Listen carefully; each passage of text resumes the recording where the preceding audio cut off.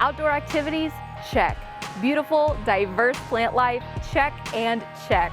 This week on Take a Hike, we'll share why you and the family should make the trip to Lincoln Trail State Park just south of Marshall.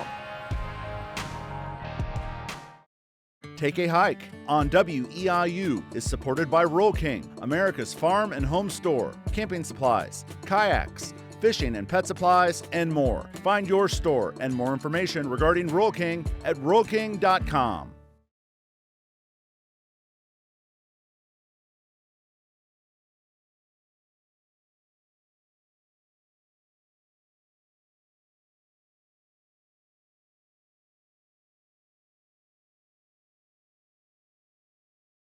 Hi, I'm WEIU's Lacey Spence. I've lived in Central Illinois my whole life, and if there's one thing I've learned, you don't have to go far to find the beauty of the great outdoors. Come along with me as I visit a variety of parks and natural areas in Central Illinois, and share why you should take a hike to each episode's location. Adventure and fun await in Take a Hike, the mini-series. Thank you for joining us for this episode of Take a Hike. We are on the road today near Marshall, south of Marshall. We are at Lincoln Trail State Park, and today our guest is Tom Hintz. You are site superintendent here. Yes, I am. Welcome to the show. Thank you for being on today. We got some gorgeous weather to work with, so we're happy about that. And I think first thing, just to kind of get a little bit of a background about the park, can you tell us some of the history here? Because earlier we were chatting and there is quite a bit. There's actually a lot of history. It became a park in 1936. About 31 acres was purchased for the state of Illinois. But about 50 years after Abraham Lincoln's death, the General Assembly decided to reenact or show the path that Lincoln's family made from Kentucky through Indiana through Illinois. And so we are the beginning of that Lincoln Trail here in Illinois, right off of Highway 1, and that's why we are called Lincoln Trail. And there were a lot of Boy Scouts that used to do it almost like a pilgrimage, and they would walk all the way to Springfield, and that was a long time ago. And some of the older people call me and tell me about those days of hiking that Lincoln Trail. And then we had picked this spot on the dock to chat. You were telling me that there's a certain boundary that kind of runs through this area of the park. Is that correct? Yes, they call this, almost right where we're sitting, is called the Old Treaty Line. And that was established in 1819. And it was the western boundary of a treaty that was made with the Native Americans and the U.S. government. That was a year after Illinois became a state. And so we're on the western boundary of that old treaty. And possibly Tecumseh himself was working on the negotiations for that to be the western boundary of basically the United States. So if you're wanting, besides just some outdoor fun, some great history to learn about the park. And so as we are taping summer, fallish 2021, there are a lot of recreation activities. You were telling me that the next couple of weekends, the campgrounds are booked out. Yes. So what does Lincoln Trail State Park have to offer for individuals or families? It's a great place to bring families. We have boating, obviously a beautiful 146-acre lake. We have 2 larger trails and a couple smaller trails within the park. We have picnicking areas, camping. We've got 208 campsites with a shower house and electricity, and water's available in the campsites. So it's a lot of fun to come on out here. We also have a concession stand and a full-service restaurant. And the restaurant has a chef that was formerly trained in Seattle and moved back here to help out the family. So we have really, really good food. I think you'd like it. So you're definitely not roughing it when it comes to grub. No, not here. It's good food, yeah. So as we're talking about camping, I always like to clarify, is it just camper camping or is there tent camping available? We also have tent camping available too. We have tent areas and we have camper camping. And some of our campsites have 50 amp electric service, and some of it has 30 amp electric service. And let's talk about the trails a little bit. We've got a trail to save that we're going to talk about a little bit later. But the other trails, can you kind of walk us through what those offer? Well, one trail, if you want to get your heart really pumping, you can start right near the restaurant. There's stairs that will bring you up through Red Oak Picnic Area. And then the stairs will go down into the American Beechwood Forest nature preserve that we have here at the park. And I'll talk about that a little bit later. But then the stairs will take you right back up to Lakeside. And it's about 375 stairs. And it's straight up and down, and you know, it's a good workout. And people come here every day, even in January, to walk the stairs for their heart benefits and such. So that's one trail. We also have what we like to call the Boy Scout Trail that's in Plainview Campground. That was put in by, it was an Eagle Scout project, and it's about a quarter-mile long. And that was the best thing we did for the campground, because little kids go on that trail and they think that they're miles away from their parents, but their parents can hear them out there in the woods. So it's a nice little trail, it's all level, and it's just something that you can go and see when you come to Plainview Campground. We also have the Sand Ford Trail, which is basically 2 loops. The top loop is about 1 mile, and the far loop, the back loop that's connected, that's about another 1.5 miles. The Sand Ford is separated by a ford, so in the springtime, if you get a heavy rain, it's a gusher, so it's hard to get through there. But sometimes you find some beautiful plants down at the base of the Sand Ford Trail. So those are on-land opportunities, very diverse. One, it feels like you need your smartwatch to make sure you count those steps and track that heart rate. Yep. What about moving on to the water? What kind of water opportunities are there?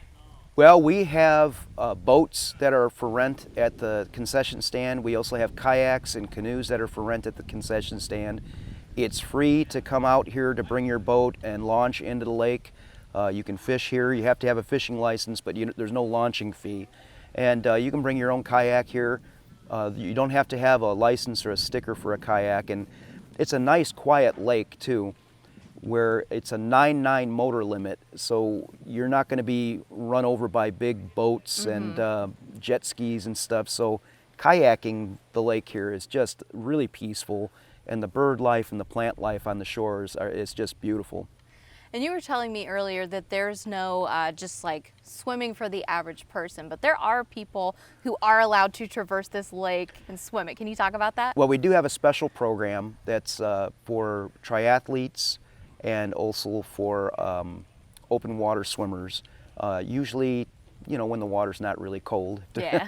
But on Mondays and Wednesdays in the evenings in the summertime, if you want to practice your open water swimming skills, you can come out here, and I manage that program too, and you sign a waiver and you have to wear a safety buoy, but we get in a little bit of training here in the lake.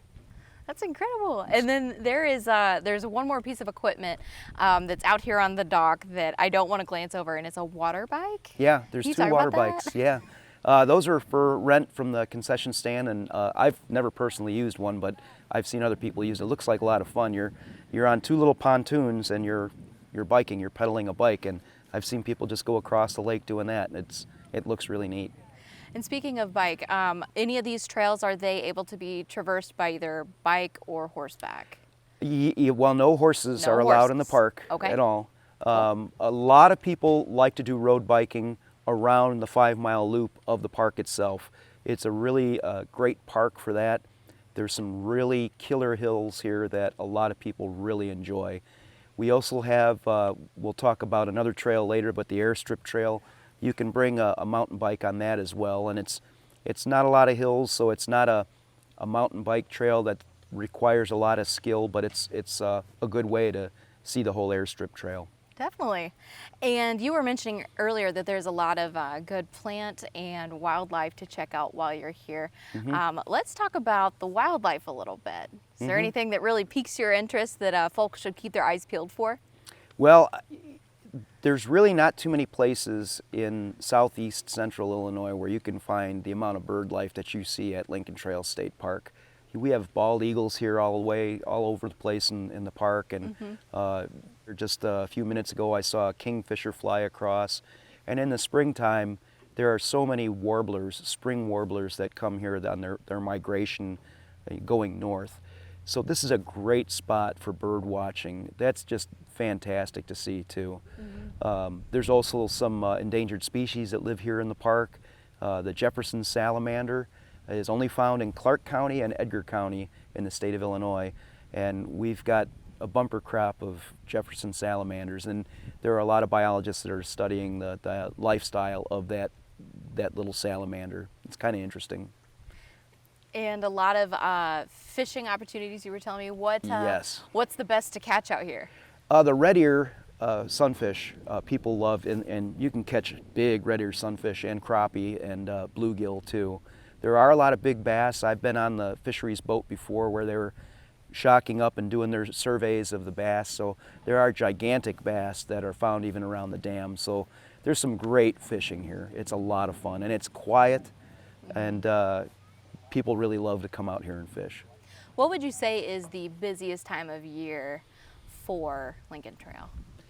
We're getting ready to start getting into that busy time of the year. Okay. In September and October, when the weather starts to cool off, that's when people really love to come out here and hike, and they love to see the fall colors, and they love to camp. And then the water temperatures start to cool off, and that's when a lot of folks come out here and catch a lot of fish.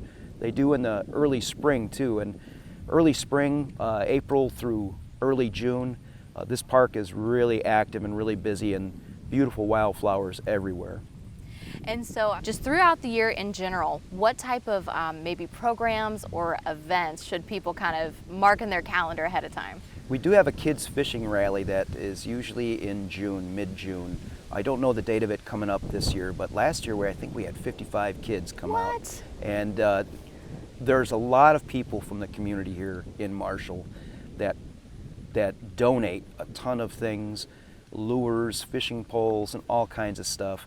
And you know, the restaurant donates food for this as well, so the kids have a hot dog, they fish for a while, and they have a really good time. So that's one thing that we do. We do a lot with the schools here in Marshall. We have a Earth Day in the park program for the high school kids, and then for the 6th grade, they all come out. All of them come out, and we have about 8 different stations, and we get biologists and experts, sometimes from all around the state, that'll give them a 20-minute program of what they do and what they can see in the park, and just talk about the natural sciences and Earth Day as well. And they kind of plant that seed so that the kids know how important it is to take care of their environment, to when you bring something into a park, to take it back out. Is it really cool for you to see these younger kids maybe get some of their first taste of the outdoors at Lincoln Trail? That's the most gratifying thing I do here, is when I talk to school kids and give presentations. I enjoy that a lot more than anything else. And I hope that when we give our presentations that there might be 2 or 3 kids out of the 150 that we talk to that day that would want to be a biologist or want to get into natural sciences and you know, kind of help heal the earth. Definitely. And if there are people who are watching who are interested in potentially giving back to Lincoln Trail or wanting to get more involved, is there any programs they can take advantage of to do that? We there is a group of people that are trying to start a Friends of Lincoln Trail. Okay. And it would be a non-for-profit group that would just basically act as a advocate for the park and also as a fundraising arm, so that there might be some good things that that they can donate to the park in the future, and just, you know, have the community help to support the park for years to come. And how long have you been at Lincoln Trail? I've been here 8 years going on 9. November 1st is when I started in 2012. Well, almost happy anniversary. Thank you. For when we were taping this. And in that time, what maybe changes or things have you seen come to the park? Anything? The biggest change is that we do a lot of prescription burns here in the park. Okay. And for a long time, this area didn't burn that much, or maybe parts of it did. But the more that our biologists and up-and-coming biologists have learned about prescription burning, the more we're applying it here to the park. And to get rid of non-native shrubs and non-native plants in the park and bring back an ecosystem, it requires fire. Fire has been a part of this ecosystem for thousands and thousands of years. So we've added fire back into the landscape here at the park, and there are areas where you can definitely see it. And in the spring, you'll see tens of thousands of wildflowers where we burned in the fall. So that's the one thing that I think we did our first prescription burn on day 9 that I was here. And there was an area actually right behind us, the Oak Ridge area, that had never burned before. And it was just an incredible burn. It was a very hot burn, but the results that we saw in the spring and in the summer were just astounding. And we're still continuing that today and getting rid of the non-native shrubs that shade out all of our native plants. And I think one of the coolest things that Lincoln Trail kind of offers or keeps up on is social media, so that a lot of the people can follow up and keep tabs on what you all are doing out here. How important is it to you to kind of build that online community to then get them to the real outdoor community? Well, I kind of started that during the pandemic because I like to lead wildflower walks and bird walks and stuff. And then when the pandemic came, and for 2 months I think we were closed, I don't know, the nervousness in me, I just felt like I had to do something. So I started doing these videos.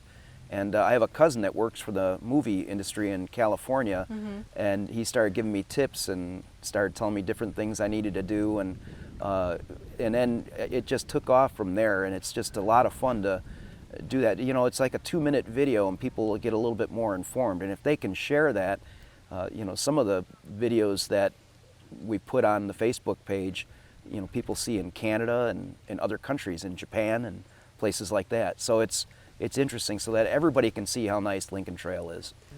And before we wrap up, is there anything else besides our trail that we're going to talk about in a minute that we didn't hit about the park that you'd like to talk about? Well, I've been studying botany for my entire life, and this park has not disappointed me. The different shrubs that we have here, native shrubs, native plants, it's just astounding. It's like an oasis, surrounded by a sea of corn and beans. But it is just incredible, and our beautiful oak trees and hazelnut trees and such. I mean, this park is just fantastic for that. And if I'm a wildflower gal, what kind of wildflowers do you have lurking around here? Wow, there's a lot. And I find new ones every year too. Yeah. This is the time of the year where there's a lot of asters that are in bloom, and we've got, I think, at least 10 different species of asters growing in this park. And then one of the asters, I did a video on it the other day, the New England aster, that's going to be blooming into November in some of our sunnier areas. So that's really neat to see. But Oak Ridge is a great place to go in the spring to see the spring wildflowers. Certain areas they have the shooting star and other plants that are just incredible. Wild ginger, bloodroot, all kinds of really neat plants, and you see a whole ton of them. And so it's a neat thing to see. Well, it sounds like there is something for everybody out here at Lincoln Trail State Park. And so we're going to take a quick break, do a little transitioning to the Airstrip Trail. Yes. And give you a great look at that, so don't go anywhere. Hiking is a great way to exercise and explore the world around you, but before you hit the trail, it's important to know exactly what you're walking into. The pros recommend you only take on a hike that you can handle at your personal fitness level. You won't have fun if you're pushing yourself harder than your body can handle. Try to let someone know when and where you'll be hiking. If you don't return when they expect you to, they can take steps sooner to launch a search. Knowing the location and how long the hike will take is crucial as well. You shouldn't set out on an all-day trek without making sure you have enough water, food, and supplies to last the whole day. Make sure you're aware of the weather conditions and be prepared for them to change. Remember, you can never be too prepared when going for a hike. Taking these factors into consideration will help you have a better experience on the trail. After a short trip in the RTV, we have made it to the Airstrip Trail, and Tom Hintz is going to give us the grand tour via the best way, 4 wheels. Let's go. Well, the main part of the trail is 2.62 miles, and there's a little shortcut for people that might not be able to walk the whole trail. So when you combine all of it, and plus the little spur that takes you up to the Siverly Prairie, it's a little over 3 miles. So if you want to come out and get a good run, this would be a great place. this summer, within 2 months, we covered the entire trail, the entire expanse of it with rock, so that it'd be a more pleasurable experience for you. And all of this was done through what we call an RTP project, which is called the Regional Trails Projects. And that's money that comes from the federal government through IDOT, and they give it to the IDNR to do other trail projects. So we're still working on more things on this. It's taken a while to get it all done. Materials are hard to come by, especially lumber due to the pandemic, but this is really taken shape now. And so yeah, this used to be places where people landed planes. Which is crazy. So Yeah. as we're driving this a little bit, can you talk a little bit more about the history of, like you said, things have really grown up here. You wouldn't expect people to land at planes here. So what's the history behind it? I think it was in 1955 or 1954 is when they had the license to be able to have an air landing strip. And from the stories that I heard is that they set this here to have the landing strip in case the governor ever wanted to fly from Springfield and land here to do things, press conferences, what have you. But that I'm not really too sure about. But they continued to have planes landing on the airstrip until the early 80s is when they said that it was time to stop with that, and probably maybe it just ran its course. So I've got to make sure that I'm driving slow here. Sure thing. But a lot of people love to come out to this trail and go for a hike, especially on a day like today. A lot of people that train for triathlons and stuff, they'll come here to train for different running races and triathlons and such. So it's a nice thing to have, and it's just a beautiful trail to have for the community here. It'll take you a good, hour or two to get through the whole trail at times. And even longer if you're trying to take in the diverse plants or Yes. the birding. Yes, exactly. And there are a lot of bird species that you can see here. And eventually, we're going to have some more benches in here. That's part of the project, that we want to put in some benches where you'll be able to come out here and just sit down and just listen to nature for a while. And that's a lot of people need to do that. Not enough people get out into natural areas and just sit and listen and don't do anything. We're all wired to be looking at our phones and constantly having some sort of stimulation. I think sometimes we all just need to come out and just sit down and not say anything and be quiet for a couple hours. Just slow down. Exactly. On this trail, you were telling me that in the past, they used to have some sort of a fun competition with the planes. Yes. Can you talk about that? Yeah, there was a club, I think, that had, like single planes and stuff, and they put an X on the landing strip, and they would take sacks of flour and try to throw it out the window and see who can get close to, the X, kind of like a dive bombing type of a thing. So that's kind of an interesting story. It's I don't know how many people in the area still remember that, or how many people actually participated in that in the area, but it's just kind of a neat story to bring up. The white flower that we see here, that's all white snake root, and there's a long story about the white snake root. If cattle were to eat that plant, the milk that the mother cow would produce would be infected, and it would kill the calves, or it could even kill a human being. Nowadays, our dairy farms are all grain-fed, and they're all in a pretty controlled environment, so we don't really have too many dairy cows that graze in forests anymore. But there's two stories to it, and it involves Abraham Lincoln, that this plant changed the course of history, that it was either Abraham Lincoln's mother that drank milk infected from this, and she died, Or also there's another story about Abraham Lincoln was dating a young woman in New Salem, Illinois. And that young woman's mother drank the milk infected from this plant, and she died, and then that young woman had to go back to the East Coast with family. And then later Abraham Lincoln met Mary Todd, and she became Mary Todd Lincoln, and she was the one who really pushed Abraham Lincoln into politics. So it's funny how a plant can change the course of world history, though. Wow. Yeah, and I had it's no idea. everywhere here. And once you burn, a lot of times the white snake root just kind of takes over for a while, but then it fades back and other plants take its place. So it's a native plant. It's a little invasive at first. It's opportunistic from some of the disturbances, but it starts to fade back. It's not a problem. All right, ready? Onward and upward. Here we go. So yeah, there's several of these ponds here in the park. I think this was an actual, this was like a watering hole for cattle or pigs or something like that. There was a farmstead kind of close to here. And then somehow they found the Jefferson salamander out here, and the Illinois Natural History Survey, based out of Champaign, comes out here several times a year and monitors the health of the population, and we got a lot of them out here, which is great.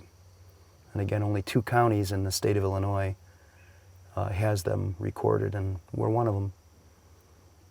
So we wrapped up our grand tour of the Airstrip Trail. We end with a little wildlife, little wildflowers behind me.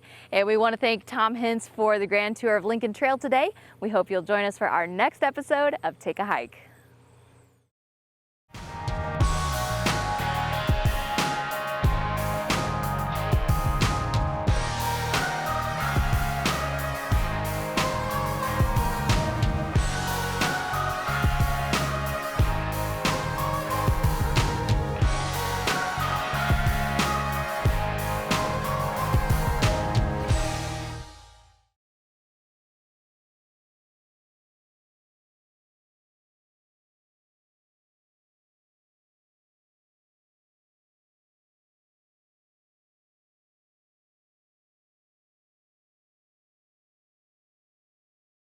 Take a Hike on WEIU is supported by Roll King, America's farm and home store, camping supplies, kayaks, fishing and pet supplies, and more. Find your store and more information regarding Roll King at rollking.com.